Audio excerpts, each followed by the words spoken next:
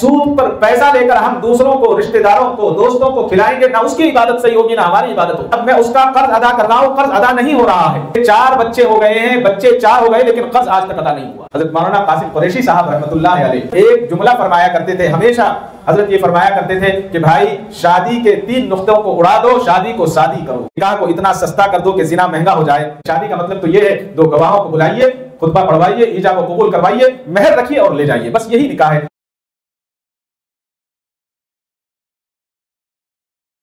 ألا بذكر الله تطمئن القلوب. الحمد لله نحمده ونستعينه ونستغفره ونؤمن به ونتوكل عليه ونعوذ بالله من شرور أنفسنا ومن سيئات أعمالنا من يهده الله فلا مضل له ومن يضلله فلا هادي له ونشهد أن لا إله إلا الله وحده لا شريك له ونشهد أن سيدنا ومولانا محمدا عبده ورسوله أما بعد أعوذ بالله من الشيطان الرجيم بسم الله الرحمن الرحيم إن المبذرين كانوا إخوان الشياطين وكان الشيطان لربه كفورا صدق الله مولانا العظيم وصدق رسوله النبي الكريم وعلى آله وأصحابه أجمعين والحمد لله رب العالمين۔ محترم حضرات، بزرگوں اور بھائیوں، قرآن کریم کی ایک آیت آپ کے سامنے تلاوت کی ہے جس میں اللہ رب العزت نے ارشاد فرمایا، بے شک بے جا خرچ کرنے والے لوگ شیطانوں کے بھائی ہیں اور شیطان اپنے رب کا بہت ناشکرا ہے۔ اس آیت کے پڑھنے کا مقصد یہ ہے کہ اس وقت ہمارے ہندوستان میں، پورے ہندوستان میں تقریباً مسلمانوں میں اور غیر مسلموں میں اس موسم میں شادی کرنے کا رواج ہے۔ بہت زیادہ شادیاں ان ایام میں کی جاتی ہیں، اس لیے کہ نہ زیادہ گرمی ہوتی نہ زیادہ ٹھنڈ ہوتی۔ شادی ایک نیک عمل ہے، شادی ایک عبادت ہے، نکاح عبادت ہے، لیکن نکاح کو آج ہم نے اتنا مشکل بنا دیا ہے کہ وہ عبادت نہ رہی، بلکہ سوائے دکھلاوے کے اور شیطان کو خوش کرنے کے اور اللہ تبارک و تعالی کو ناراض کرنے کے کوئی کام شادی میں نہیں ہوتا ہے۔ آج کل شادیوں میں بیجا خرچ، بیجا رسومات، حرام کاموں کو انجام دیا جاتا ہے، جس سے نہ صرف اللہ اور اس کے رسول کی نافرمانی ہوتی ہے بلکہ معاشرے میں برائیاں پیدا ہو جاتی ہیں، اخلاقی اور اقتصادی خانگی معاملات میں بدترین زوال کا آج ہم شکار ہیں۔ حالانکہ ان خرافات سے بچنے کے لیے بہت ساری چیزوں پر توجہ دلائی جاتی ہے اور اسلام نے ان تمام چیزوں کو بتایا ہے، سکھایا ہے کہ شادی اور نکاح میں صرف یہ چیزیں ضروری ہیں، لیکن پتہ نہیں غیروں کا دیکھا دیکھی، جیسے وہ کرتے ہیں ایسے ہم کریں گے، جیسے دلہا ان کے یہاں گھوڑے پر بیٹھ کر آتا ہے اس طرح ہمارے یہاں گھوڑے پر بیٹھ کر آئے گا، جس طرح سے ان کے یہاں ڈھول تماشے ہوتے ہیں اسی طرح سے ڈھول تماشے ہمارے یہاں بھی ہوں گے۔ افسوس تو یہ ہوتا ہے کہ ہمارے مسجدوں کے ذمہ دار، محلوں کے ذمہ دار اور اپنے آپ کو سماجی اور سیاسی کہنے والے لوگ جو سماج میں ایک اچھا مقام رکھتے ہیں، اللہ نے جنہیں عزت سے نوازا ہے، اللہ نے جنہیں دولت سے نوازا ہے، وہ سب سے زیادہ ان برائیوں میں آگے ہیں۔ مساجدوں کے ذمہ داروں کے شادیوں میں جائیے تو ایسا لگتا ہے کہ پورا بالی ووڈ ان کے یہاں موجود ہے، ان کے گھر میں ہے۔ اور آج کل تو اس قدر بے شرمی ہے کہ اسٹیج پر کھڑے ہو کر باضابطہ بتایا جاتا ہے کہ فلاں جگہ سے ہم نے گانے کی ٹیم کو بلایا ہے۔ ابھی چند ماہ پہلے ایک کے ولیمے میں جانا ہوا، جب اندر پہنچ گئے تو وہاں جانے کے بعد پتہ چلا کہ یہاں ڈانس کا معقول نظم ہے۔ میں نے ان سے کہا، میں نے کہا بھائی یہ کیا ہے؟ آپ ایک ذمہ دار آدمی ہیں، آپ کو یہ کام نہیں کرنا چاہیے تھا۔ تو کہنے لگے کہ آپ کو پتہ نہیں ہے، ہمارا جو کاروبار ہے مسلمانوں سے کم غیروں سے زیادہ ہے، اس لیے ان کے انٹرٹینمنٹ کے لیے ہم نے اس کا نظم کیا ہے۔ ہائے افسوس! اچھا، جب ان سے میں نے درخواست کی کہ آپ یہ نہ کرتے تو اچھا تھا، تو ان کو کم سے کم شرمندہ ہونا چاہیے تھا یا خاموش ہونا چاہیے تھا۔ اس پر انہوں نے بڑی دلیری کے ساتھ، بڑے چاہت کے ساتھ انہوں نے کہا کہ آپ کو پتہ ہے یہ گانے والے کہاں سے بلائے؟ میں نے کہا بلائے ہوں گے کہیں سے، آپ نے کہیں سے بھی بلائے ہوں، گانے والے تو گانے والے ہیں۔ تو انہوں نے، حاجی صاحب نے بڑے شوق سے فرمایا، بتانے لگے کہ مولانا گانے والوں کو میں نے پنجاب سے بلایا۔ لا حول ولا قوت الا باللہ العلی العظیم۔ کہاں ہم چلے گئے؟ ایک اور شادی میں جانا ہوا، بہت نیک آدمی، ان کے رشتہ داروں میں ان کے پوتا یا نواسا کوئی تھا، ان کی شادی تھی، وہ بھی ایک مسجد کے ذمہ دار۔ تو ان کے یہاں جب گئے تو وہ کہنے لگے آؤ ہم اندر بیٹھیں گے۔ میں نے کہا نہیں کوئی بات نہیں، ہم یہیں رہیں گے، کوئی بات نہیں۔ کہ نہیں دلہا آنے والا ہے اس لیے ہم اندر چلتے ہیں۔ میں نے کہا دلہا آنے والا ہے یہ تو اور اچھی بات ہے، یہاں دلہا سے ملاقات ہو جائے گی، اچھا رہے گا۔ تو انہوں نے کچھ نہیں کہا کہ نہیں ابھی ٹائم لگے گا، آپ اندر چلیے۔ مجھے اندر لے کر گئے اور اندر لے جانے کے بعد ایک کمرے میں لے گئے شادی محل کے۔ اس کمرے میں لے جا کر انہوں نے بہت محبت کے ساتھ بٹھایا اور بات کرنے لگے۔ تھوڑی دیر کے بعد جو ہلڑ بازی شروع ہوئی، جو پٹاخے پٹخے اور اس کے ساتھ ڈھول بجا ہے، پورا شادی محل گونج رہا تھا اور کانوں میں آواز نہیں آ رہی تھی۔ تقریباً 10 سے 15 منٹ تک یہ کھیل ہوتا رہا، اور وہ جو صاحب تھے وہ شرمندگی کی وجہ سے ان کی نظر نیچے جھکی ہوئی تھی، وہ شرمندہ تھے۔ اور اس کے بعد جب وہ ڈھول بند ہو گیا تو پھر انہوں نے کہا کہ یہ شرم کی بات ہے ہمارے لیے، میں نے ان کو منع کیا تھا کہ یہ ڈھول نہیں ہونا چاہیے۔ تو لڑکے کے ماں نے اور لڑکے کے باپ نے کہا کہ ہمارے ایک ہی بیٹا ہے، اگر اس کی ولیمے میں اس طرح سے انٹری نہیں ہوئی تو پھر کیا فائدہ؟ ہائے افسوس! انٹری چاہیے۔ ارے ہم اور آپ شادی محل میں انٹری کے لیے نہیں آئے ہیں، ہم اور آپ تو جنت میں انٹری کے لیے آئے ہیں۔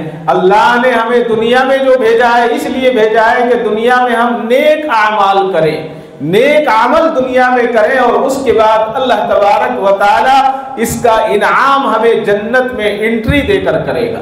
جس طرح سے ہم نے مارواڑیوں کو دیکھا، جس طرح سے ہم نے دوسروں کو دیکھا، ہم ان کی حرص کرنا چاہتے ہیں۔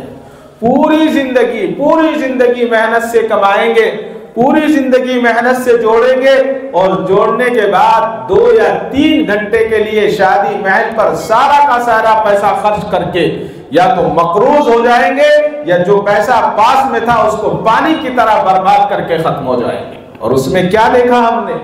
آپ دیکھیے بڑی شادیوں میں جا کر جب آدمی کھانا کھا لیتا ہے تو کوئی کہتا ہے کہ مچھی اچھی نہیں تھی، کاش فلاں مچھی پکاتے تو اچھا تھا، فلاں چیز پکاتے تو اچھا تھا، فلاں باورچی ہوتا تو اچھا تھا۔ ارے بھائی اس نے تمہیں کھلا دیا ہے، اور کیا چاہیے؟ لیکن انسان کی غیرت ختم ہو گئی ہے۔ ابھی ایک عالم دین مجھ سے بتا رہے تھے، ان سے ایک صاحب ملے اور انہوں نے کہا کہ میں بہت پریشان ہوں، قرض میں مبتلا ہوں۔ انہوں نے کہا کہ کیسا قرض ہے؟ کیا کاروبار میں نقصان ہو گیا یا کوئی اور نقصان ہے؟ تو وہ کہنے لگے کہ کاروبار کا نقصان نہیں، میں نے اپنی شادی میں فلاں سے اتنا قرض لے کر اپنی شادی میں خرچ کیا ولیمے پر۔ بھئی قرض کیسے لیا؟ تو اس نے بتایا کہ سود پر پیسہ لیا تھا۔ اللہ اکبر، اللہ رحم فرمائے، سود پر پیسہ لے کر ہم دوسروں کو، رشتہ داروں کو، دوستوں کو کھلائیں گے، نہ اس کی عبادت صحیح ہوگی نہ ہماری عبادت ہوگی۔ اور پھر اس نے بتایا کہ صرف سود پر کھلانے کی بات پر بات ختم نہیں ہوئی کہ کھلا دیا اور کھلانے کے بعد اب میں اس کا قرض ادا کر رہا ہوں، قرض ادا نہیں ہو رہا ہے۔ تو انہوں نے کہا کتنے دن پہلے آپ نے قرض لیا تھا؟ تو وہ کہنے لگا کہ صاحب یہ بھی مت پوچھو کتنے دن پہلے لیا تھا، میں یہ بتا دوں کہ میرے 4 بچے ہو گئے ہیں، بچے 4 ہو گئے لیکن قرض آج تک ادا نہیں ہوا ہے۔ اب اس کا ذمہ دار کون ہے؟ اس کا ذمہ دار میں بھی ہوں اور آپ بھی ہیں۔ اس کا ذمہ دار مسجد کے صدر بھی ہیں، مسجد کے سیکریٹری بھی ہیں، محلے کے ذمہ دار بھی ہیں، سارے محلے کے جو بڑے لوگ ہیں وہ اس کے ذمہ دار ہیں۔ اس لیے کہ جب وہ اپنے بچوں کی شادیاں کرتے ہیں تو کئی ہزار لوگوں کی دعوتیں کریں گے اور اتنے بڑے شادی محل میں جائیں گے تو اس کے پڑوس میں رہنے والا اپنا اسٹیٹس باقی رکھنے کے لیے وہ بھی قرض لے گا، قرض لے کر وہ بھی اسی طرح سے شادی کرے گا۔ تو یہی حال ہوگا جو حال میں نے ابھی آپ کو بتایا کہ 4 بچے ہو گئے لیکن اس کا قرض ادا نہیں ہوا۔ اب کون اس کی ذمہ داری لے گا؟ کون اس کا پیسہ ادا کرے گا؟ کوئی ادا نہیں کرے گا، سب کھائے اور اپنا ہاتھ دھو کر گھر کو چلے گئے۔ اسی کو اسلام نے بتایا ہے نکاح کوئی بڑی چیز نہیں ہے، نکاح کے اندر جو ضروری چیز ہے وہ یہ ہے کہ 2 گواہوں کا ہونا ضروری ہے، یہ اصل نکاح ہے، اور اس کے ساتھ ساتھ ایجاب و قبول ہونا ہے اور حق مہر ہونا ہے۔ آج کیا ہوتا ہے شادیوں میں، لڑکا والا مالدار ہے تو لڑکی والا سوچتا ہے کہ میں اس سے جو مہر بندواؤں کروڑوں میں بنواؤں، کئی 100 گرام سونا مہر میں لکھوایا جاتا ہے اور وہ بھی کہہ دیتا ہے کہ ہاں آپ لکھ لیں، اس کی بھی نیت ہوتی ہے کہ مجھے دینا تو ہے نہیں، معاف کرا لوں گا۔ کیسے نکاح ہو گیا؟ نہ نکاح ہوا نہ ایجاب و قبول ہوا، نکاح ہوگا ہی نہیں جب اس کی نیت دینے کی نہیں ہے۔ بھائی نکاح کے اندر سب سے اہم جو بات ہے گواہوں کا ہونا ہے اور مہر کا ادا کرنا ہے۔ مہر اتنا رکھا جائے کہ آسانی کے ساتھ مہر دیا جا سکے۔ آج کے حساب سے اگر مہر فاطمی رکھا جائے تو آج کے حساب سے بہت بڑا مہر ہے، اس لیے کہ آج جو چاندی کا ریٹ ہے وہ 1,70,000 روپے کلو ہے۔ مہر فاطمی جو ہے اگر آج کے حساب سے رکھ لیا جائے تو کافی ہے، لیکن اس کے علاوہ مالدار لوگ جو ہیں اپنی ناک کو بڑی رکھنے کے لیے بڑا مہر باندھتے ہیں، اور چھوٹے لوگ جو ہیں وہ اتنا مہر بندھواتے ہیں تاکہ ہماری بچی محفوظ رہ سکے۔ دونوں کی نیتیں خراب، جب دونوں کی نیت خراب ہوگی تو پھر اللہ تعالیٰ رشتے میں محبت نہیں رکھیں گے بلکہ صرف اور صرف نفرتیں پیدا ہوں گی، وہاں محبت نہیں ہوگی۔ شادی 2 دلوں کا بندھن ہے اور 2 خاندانوں کا جوڑ ہے، مگر ہمارے یہاں شادی آج دن بدن مشکل ہوتی جا رہی ہے۔ لوگ دلہا اور دلہن کی خوشی سے زیادہ اپنی حیثیت منوانے میں لگے ہوئے ہیں، ساری عمر قرضوں کو ادا کرنے میں لگ جاتے ہیں یا جائیداد کو بیچ کر اس کو ادا کیا جاتا ہے۔ اب بتائیے یہ شادی کہاں سے ہوئی؟ یہ تو بربادی ہو گئی ہے۔ حضرت مولانا قاسم قریشی صاحب رحمۃ اللہ علیہ، اللہ تعالیٰ حضرت کی قبر پر نور کی بارش فرمائے، حضرت ایک جملہ فرمایا کرتے تھے، ہمیشہ بہت سارے نکاحوں کی تقریب میں حضرت کا جملہ سنا۔ حضرت یہ فرمایا کرتے تھے کہ بھائی شادی کے 3 نقطوں کو اڑا دو، شادی کو شادی کرو۔ اللہ اکبر، شادی کو شادی کرو۔ جب تم شادی کو شادی کرو گے تو اللہ تبارک و تعالیٰ اس میں برکت عطا فرمائیں گے۔ شادی کے اندر 4 چیزوں کا ہونا ضروری ہے۔ اب آپ کہیں گے کہ کیا ہے؟ ہمارے یہاں تو یہی ہے کہ شادی محل کا ہونا ضروری ہے، جی شادی محل کا، جوڑے کا ہونا ضروری، کھانے کا ہونا ضروری، مہمانوں کا ہونا ضروری۔ ان میں سے ایک بھی چیز اسلام نے نہیں بتائی، بلکہ بتایا کہ سب سے پہلے 2 فرض ہیں۔ وہ فرض یہ ہے کہ ایجاب و قبول، لڑکا قبول کرے لڑکی قبول کرے، یہ ایجاب و قبول ہے، اور دوسرا 2 گواہ کا ہونا ہے، اور پھر ایک واجب جو چیز ہے وہ مہر ہے، اور پھر 3 سنتیں ہیں۔ 3 سنتیں کیا ہیں؟ ایک سنت خطبہ نکاح ہے، ایک سنت شیرینی بانٹنا ہے، آپ شکر کھلا دو، آپ گڑ کھلا دو، آپ کھجور کھلا دو، کافی ہے، اور تیسرا سنت جو ہے وہ ولیمہ ہے۔ لیکن ہمارے یہاں تو نکاح بھی آج بڑے عجیب، ہم نے نئی چیزیں اس میں پیدا کی ہیں۔ جب تک نکاح کا مطلب یہ ہے کہ نکاح کے اندر خطبہ پڑھ دیا جائے۔ خطبے کا مطلب کیا ہے؟ خطبے کا مطلب یہ ہے اللہ کے حمد و ثنا کو بیان کرنا، بس وہی ہے۔ اگر جمعے کا خطبہ کوئی کھڑا ہو کر دے اور اس سے جمعے کا خطبہ اس کو یاد نہیں، وہ منبر پر کھڑا ہو، میں ایک بہت اچھا مسئلہ میرے یاد آیا، کھڑا ہو کر کہے الحمدللہ رب العالمین تو خطبہ ہو جائے گا۔ اتنا آسان ہے اسلام۔ لیکن ہمارے یہاں کیا ہے؟ جب تک اس کو استغفار نہیں پڑھائیں گے، جب تک اس کو کلمہ نہیں پڑھائیں گے، بھائی اگر مسلمان نہیں ہے تو کلمہ پڑھائیے اس کو کلمہ بھی پڑھانا ہے، استغفار بھی پڑھانا ہے، بڑی نئی چیزیں ہم نے لا کے رکھی۔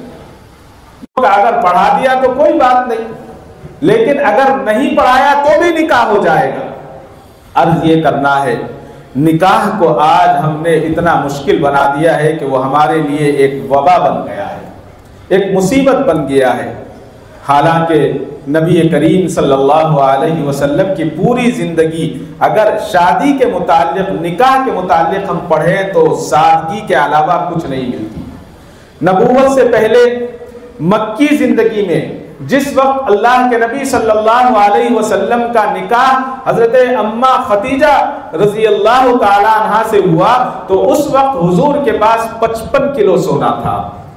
55 کلو سونا، بہت ساری اونٹنیاں، سینکڑوں بکریاں، بہت سارے غلام اللہ کے نبی صلی اللہ علیہ وسلم کی خدمت میں تھے۔ اب بتائیے، اللہ کے نبی صلی اللہ علیہ وسلم کی پہلا نکاح تھا تو کیا اللہ کے نبی صلی اللہ علیہ وسلم پورے مکے کی دعوت نہیں کر سکتے؟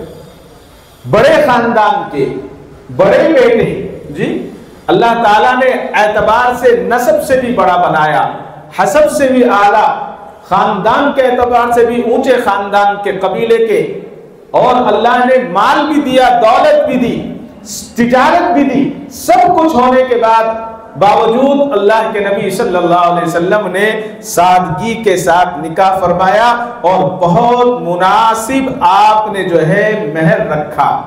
20 بکرات بتاتے ہیں، یعنی جوان اونٹنیاں طے فرمائی اور آپ نے مہر کو ادا کیا۔ اگر حضرت اماں ختیجہ چاہتی تو حضرت اماں ختیجہ بھی بہت بڑی دعوت کر سکتی تھی، لیکن حضرت اماں ختیجہ نے کوئی دعوت کا اہتمام نہیں کیا، بلکہ اللہ کے نبی صلی اللہ علیہ وسلم نے ولیمے کا اہتمام فرمایا۔ کیسے؟ چند مکے کے بڑے لوگوں کو بلایا، اپنے گھر والوں کو بلایا اور بکرے کا سالن اور روٹی کے ذریعے ولیمے کی دعوت فرما دی۔ یہ اللہ کے نبی صلی اللہ علیہ وسلم کا ولیمہ تھا۔ اور اللہ کے نبی صلی اللہ علیہ وسلم کا سب سے بڑا ولیمہ، آج اگر ہمارے یہاں کوئی تقریب ہو، 100-200 آدمی اگر ہم بلا دیں تو خاندان کے لوگ گالیاں دیں گے اور کہیں گے کہ کتنا بڑا کنجوس ہے۔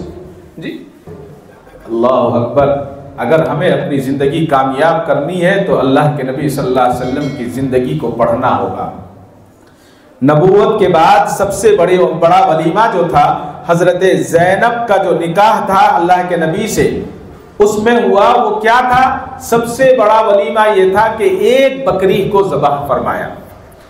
اب اس ایک بکری کو ذبح فرمانے کے بعد اس کا سالن بنایا گیا، اور یہ اللہ کے نبی صلی اللہ علیہ وسلم کا معجزہ تھا کہ ایک بکری کو 300 لوگوں نے کھایا، اس میں برکت ہو گئی۔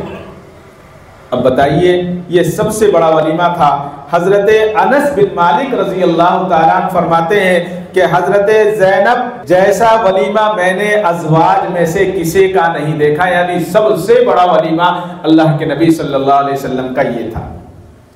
حضرت انس سے ایک اور روایت ہے کہ مدینہ اور خیبر کے راستے میں 3 دن قیام فرماتے رہے، یہاں آپ نے حضرت صفیہ سے نکاح فرمایا، اور جب نکاح ہو گیا تو اللہ کے نبی صلی اللہ علیہ وسلم نے فرمایا کہ ولیمے کا انتظام کیا جائے۔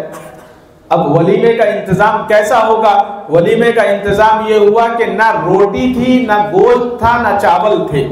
اللہ کے نبی نے فرمایا کہ دسترخوان لگایا جائے۔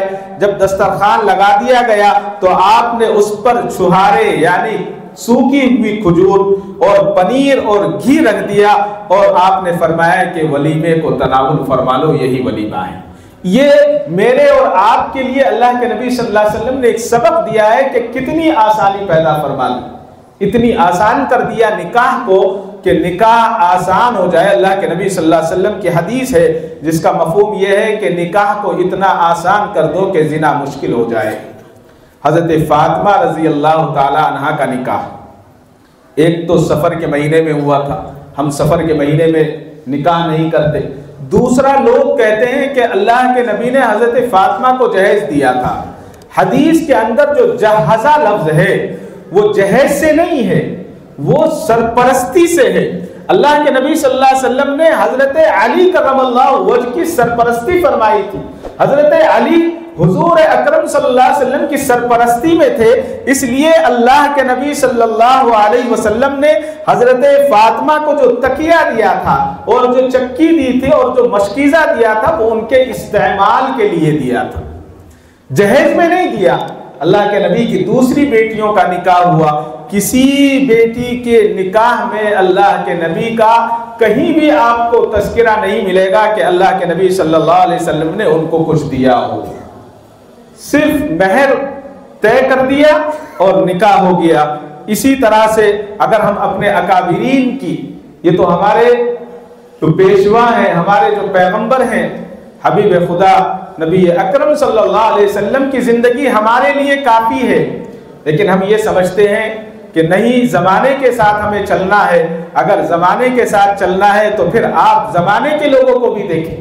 حضرت مولانا الیاس صاحب رحمۃ اللہ علیہ کاندھلوی کا نکاح ہوا، چند ساتھی اور بزرگ علماء کرام کو آپ نے مدعو کیا، نکاح سے پہلے نصیحت کی مجلس ہوئی، اعتدال کے ساتھ جو ہے مہر رکھا گیا، اور اس کے بعد ولیمے کا انتظام فرمایا۔ ولیمے میں صرف دال اور چاول پکائے گئے، چند احباب تھے۔ کسی نے کہا کہ حضرت ولیمہ ہے اور اس قدر سادگی، اس کی بھی کوئی حد ہوتی ہے، کم سے کم گوشت پکوا لیتے۔ تو حضرت مولانا الیاس صاحب رحمۃ اللہ علیہ کاندھلوی نے فرمایا، بھائی نکاح عبادت ہے، عبادت میں دکھاوا خراب ہو جاتا ہے، اگر میں اس کو دکھاوا کروں گا تو یہ خراب ہو جائے گا۔ اسی طرح سے حضرت مولانا رشید احمد گنگوہی رحمۃ اللہ علیہ، حضرت کا مزاج شاہانہ تھا۔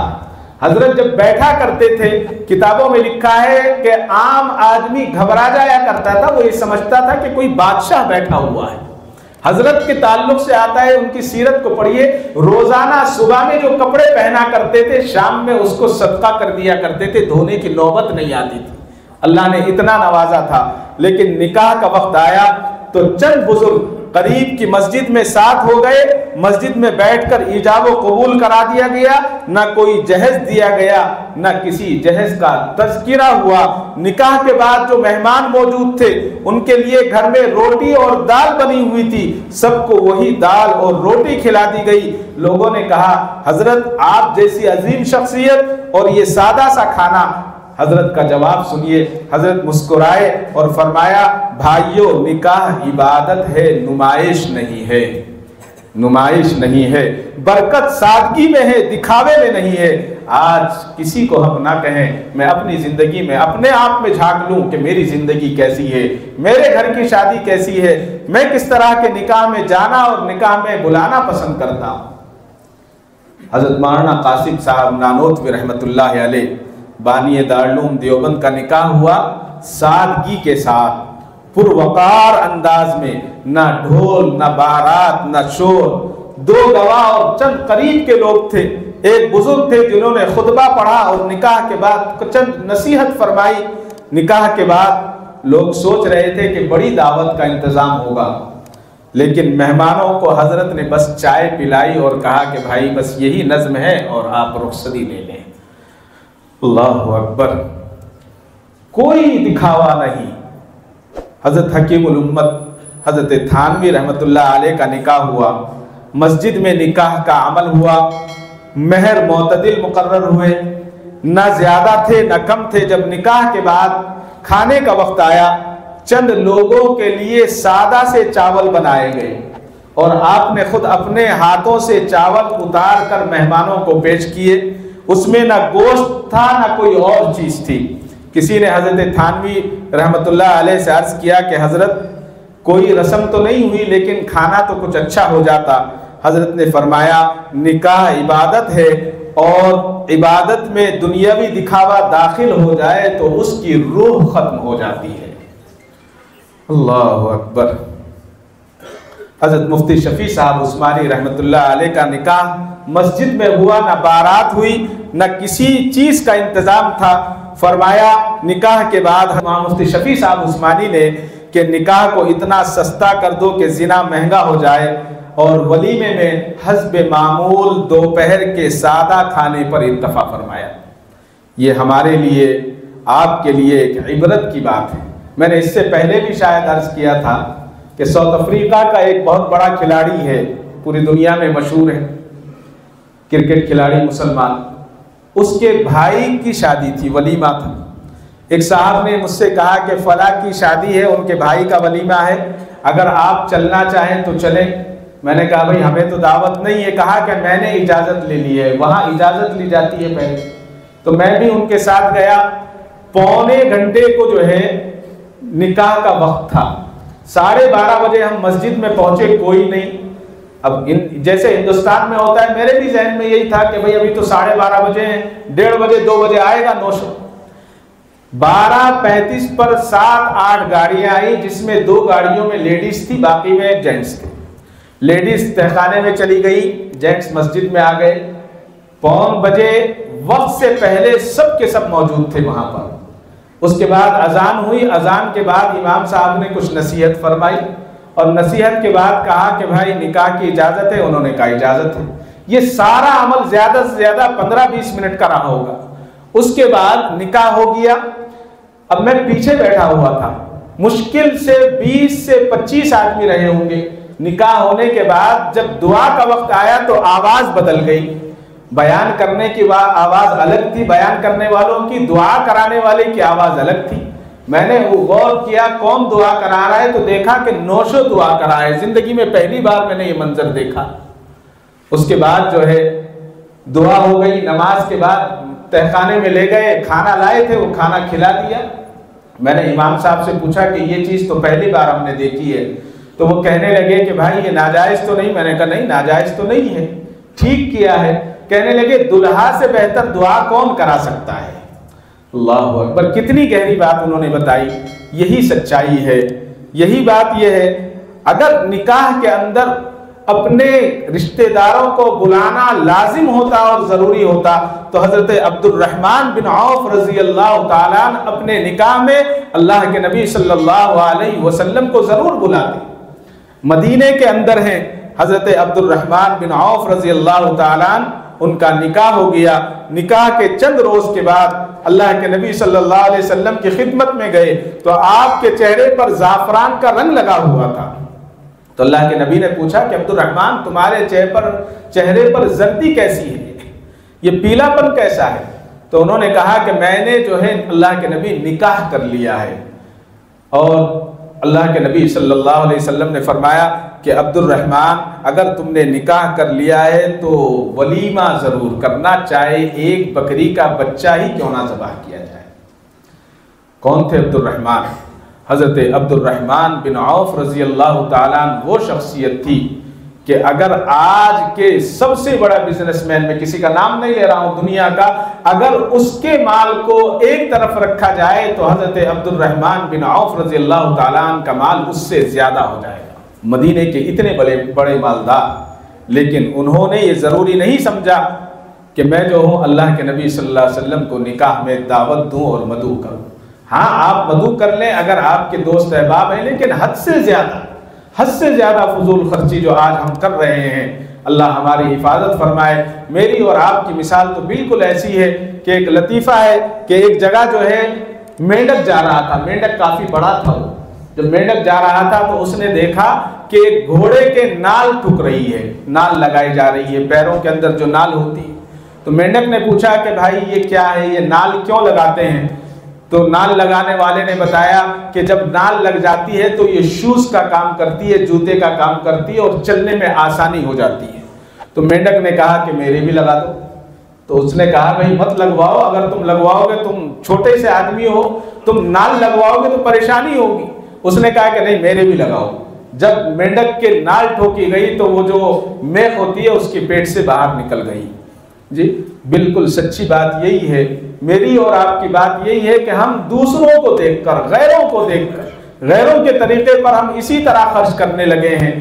ہمیں اس خرچ سے بچنا چاہیے، ہمیں زیادہ سے زیادہ یہ کوشش ہونی چاہیے کہ جو مالدار ہیں ان کو زیادہ کرنا چاہیے۔ جب مالدار لوگ اپنی شادیوں کو مختصر کریں گے، تھوڑی چھوٹی کریں گے، آسانیاں پیدا کریں گے، تو جو معتدل لوگ ہیں، اعتدال والے ہیں، ان کے لیے پریشانیاں ختم ہو جائیں گی۔ اور جب اعتدال والے اپنے آپ کو سدھارنے لگیں گے، جو غربا ہیں، جو آپ لوگوں کی زکاتیں لے کر، لوگوں کے فطرے لے کر اپنی بچیوں کی شادیاں کرنا چاہتے ہیں، کہیں نہیں لکھا ہے کہ ہم زکات لے کر اپنی بچی کی شادی کریں، فطرہ لے کر اپنی بچی کی شادی کریں۔ ارے شادی کا مطلب تو یہ ہے، دو گواہوں کو بلائیے، خطبہ پڑھوائیے، ایجاب و قبول کروائیے، مہر رکھیے اور لے جائیے، بس یہی نکاح ہے۔ دعا فرمائے اللہ تعالیٰ مجھے اور آپ کو کہنے سننے سے زیادہ عمل صالح کی توفیق عطا فرمائے۔ وآخر دعوانا الحمدللہ رب العالمین۔ کعبے پہ پڑی جب پہلی نظر، کیا چیز ہے دنیا بھول گیا، کیا چیز ہے دنیا بھول گیا۔